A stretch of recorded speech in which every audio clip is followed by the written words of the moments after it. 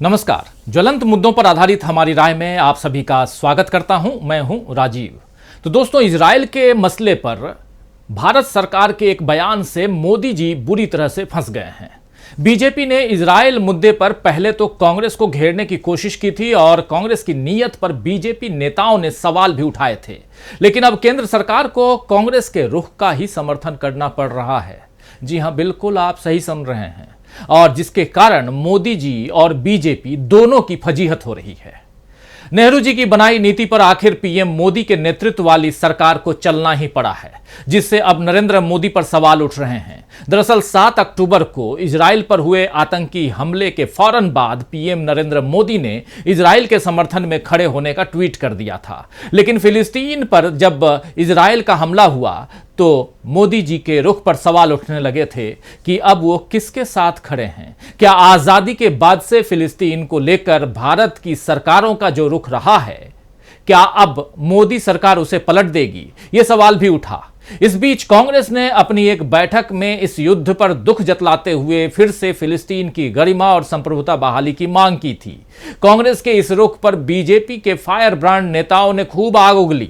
तेजस्वी सूर्या और हिमंता विश्व शर्मा जैसे नेताओं के बयान सामने आ गए, लेकिन अब खुद विदेश मंत्रालय ने ऐसा बयान दे दिया है जिससे बीजेपी के लोगों की बोलती बंद हो गई है। विदेश मंत्रालय के प्रवक्ता अरिंदम बागची ने क्या कुछ कहा है, इस पर जरा सुन लीजिए। Has been long-standing and consistent. India has always advocated the resumption of direct negotiations towards establishing a sovereign, independent and viable state of Palestine, living within secure and recognized borders, side by side, at peace with Israel. I think that position remains the same. There were some queries about... तो गुरुवार को weekly media briefing में विदेश मंत्रालय के प्रवक्ता ने कहा है कि इस संबंध में हमारी नीति लंबे समय से और लगातार वही रही है। भारत ने हमेशा सुरक्षित और मान्यता प्राप्त सीमाओं के भीतर रहने वाले एक संप्रभु, स्वतंत्र और व्यवहार्य फिलिस्तीन राज्य की स्थापना और इजराइल के साथ शांति से रहने के लिए सीधी बातचीत बहाल करने की वकालत की है। विदेश मंत्रालय का यह बयान सोशल मीडिया पर खूब चल रहा है और बहुत से लोग इसे मोदी समर्थकों के लिए बर्नौल मोमेंट बता रहे हैं। यानी इस बयान के बाद अब मोदी के अंध समर्थक हैरान परेशान हैं कि आखिर अब वो किस तरह कांग्रेस को गलत ठहराएं। आपको बता दूं दोस्तों कि कांग्रेस वर्किंग कमेटी ने इजराइल के लोगों पर हमलों की निंदा करते हुए कहा था कि हिंसा कभी कोई समाधान नहीं देती है, लेकिन इसके साथ ही कांग्रेस ने फिलिस्तीन के लोगों के भूमि और स्वशासन और गरिमा और सम्मान के साथ जीने के अधिकार के प्रति अपने समर्थन पर जोर भी दिया। कांग्रेस के इस रुख को बीजेपी ने आतंकवाद को समर्थन की तरह साबित करने की कोशिश की। भाजपा सांसद तेजस्वी सूर्या ने कहा कि इजरायल युद्ध पर कांग्रेस का CWC प्रस्ताव इस बात का उत्कृष्ट उदाहरण है कि कैसे भारतीय विदेश नीति कांग्रेस की अल्पसंख्यक वोट बैंक की राजनीति से बंधी थी। वहीं बीजेपी नेता अनिल एंटनी ने कांग्रेस पर वोट बैंक के लिए आतंकियों के समर्थन का आरोप लगाया और इनसे भी एक कदम आगे बढ़ते हुए असम के मुख्यमंत्री हिमंता विश्व शर्मा ने क्या कुछ कहा, उसके बारे में आपको बता देता हूं। हिमंता विश्व शर्मा यहां साफ साफ कह रहे हैं कि कांग्रेस को अपने प्रस्ताव में पहले हमास के आतंकियों की बर्बरता की निंदा करनी चाहिए थी, फिर वो फिलिस्तीन के बारे में बोलती, लेकिन ये तो पाकिस्तान की तरह केवल फिलिस्तीन की ही बात कर रहे हैं।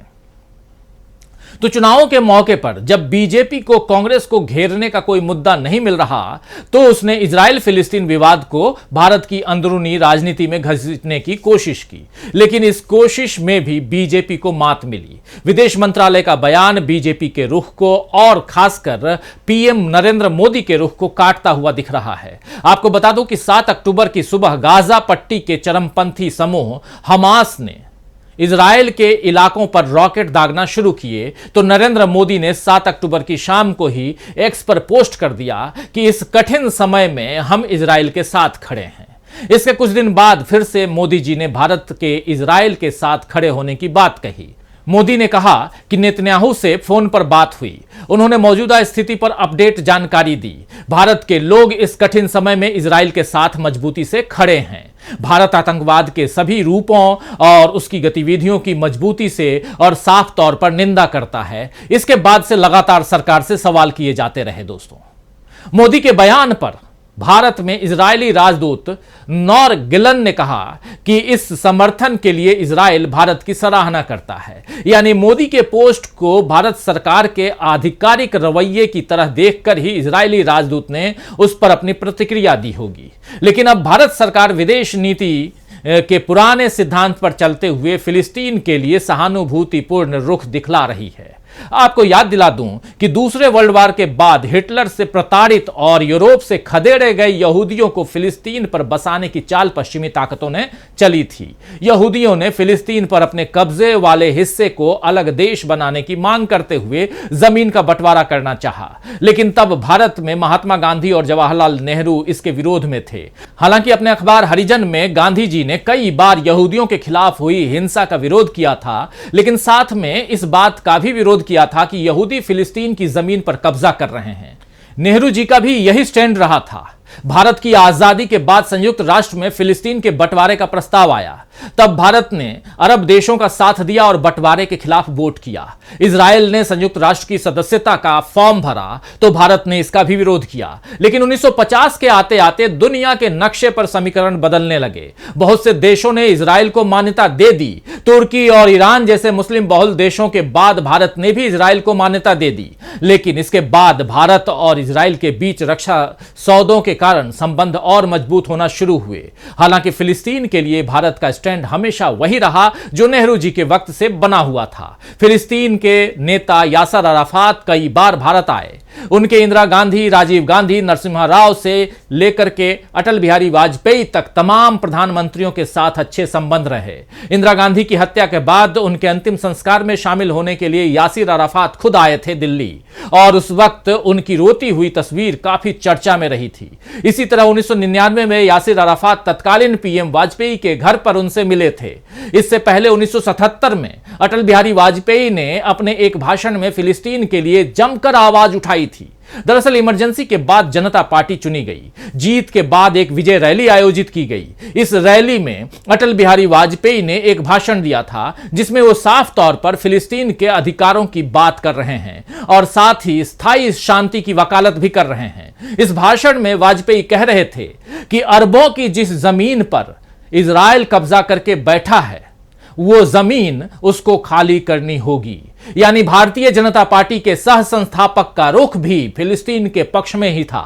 दरअसल इजराइल से भारत के व्यापारिक, रक्षा, कृषि और विज्ञान जैसे अनेक क्षेत्रों में संबंध बने, लेकिन फिलिस्तीन को इस देश के नेताओं और सरकारों ने हमेशा तवज्जो दी। 2015 में भारत के राष्ट्रपति के तौर पर प्रणब मुखर्जी, 2012 में तत्कालीन विदेश मंत्री एसएम कृष्णा, 2000 में गृह मंत्री रहे एलके आडवाणी और विदेश मंत्री जसवंत सिंह ने फिलिस्तीन का दौरा किया था। खुद मोदी सरकार में 2016 में विदेश मंत्री सुषमा स्वराज और विदेश राज्य मंत्री एमजे अकबर फिलिस्तीन गए थे। खुद प्रधानमंत्री नरेंद्र मोदी ने 2018 में फिलिस्तीन की ऐतिहासिक यात्रा की थी। फिलिस्तीन जाने वाले मोदी पहले भारतीय प्रधानमंत्री बन गए और इस दौरान भारत और फिलिस्तीन के बीच संबंधों को बढ़ावा देने में उनके महत्वपूर्ण योगदान को मान्यता देते हुए मोदी को grand collar of the state of फिलिस्तीन से नवाजा गया। यानी भारत ने अगर फिलिस्तीन का साथ दिया तो फिलिस्तीन ने भी अपनी पूरी शक्ति के साथ संबंध जो है उसे निभाया। लेकिन इस बार मोदी की हड़बड़ाहट के कारण भारत के रुख पर सवाल उठने लगे थे।